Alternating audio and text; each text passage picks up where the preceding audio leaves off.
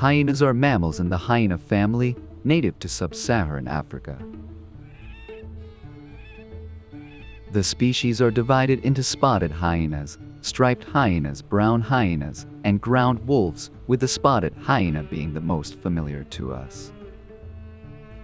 They are nicknamed the scavengers of the meadows because they scavenge for the carcasses of dead animals. While it's true that carcasses are their primary food source, they are also surprisingly good hunters. In the case of spotted hyenas, they travel in packs, so they often work together to hunt larger prey such as buffalo and zebra. They are in constant conflict with lions because their activity radiuses overlap. Because they travel in packs, even a lion is never an easy opponent. In fact, it's not uncommon in Africa for a pack of hyenas to kill and eat a weaker lion. Even prey taken by a leopard, which usually travels alone, can be swooped down on and taken by a pride. Similar carcass scavengers, bald eagles and jackals, seem to share their food without much conflict. Many people think they're small, but they can be surprisingly large, with spotted hyenas weighing up to 80 kilograms. This puts them second only to lions among African carnivores, and similar to or slightly larger than leopards. They live in groups of up to 100 individuals, led by females, so they're big hunters, and there's a sort of hierarchy within the group. This has some similarities to human society. For example, if a mother has a certain amount of status within the herd and dies, the cubs that followed her will inherit that status. Conversely, cubs born to parents with lower status are said to be less likely to survive and reproduce. The alpha male enjoys great status within the group, but if his role is misplaced, the group may rebel and kill or exile him. This interesting hierarchy in hyena society is still a subject of study among many scholars. Hyenas have a strong negative image due to their eerie cries and unsavory appearance. However, they are very valuable to nature because they clean up the carcasses of animals in Africa.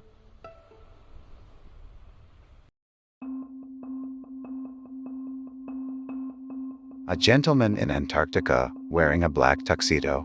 Emperor penguin. They live on the Antarctic Peninsula, where they can shelter from the wind and live on solid ice that is not in danger of breaking up. They live in groups about 18 kilometers from shore, choosing places close to ice cliffs and icebergs to shelter from the wind. The emperor penguin lives up to its name and is the largest species of penguin in existence. They average 110 centimeters in height and weigh between 22 and 45 kilograms. Males are slightly larger than females, but they lose a lot of weight while incubating eggs and raising their chicks. The beak is about 8 centimeters long, and the outer surface of the wings is black, while the rest of the belly and inner surface of the wings are white. It is characterized by a distinct black and white border, with a vivid yellow back and a pale yellow breast.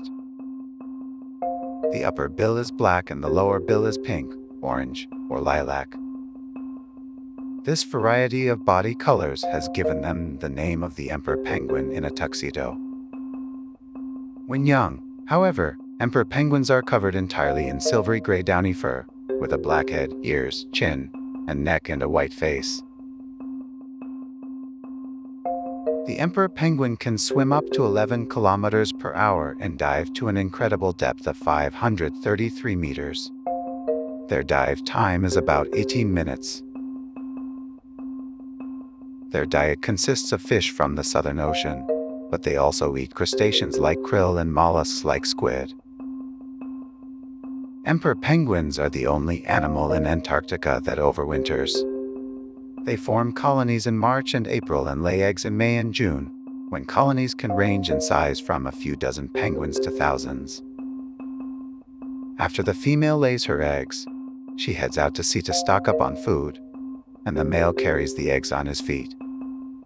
During the 2 to 4 months of incubation, the male does not eat anything except snow for hydration.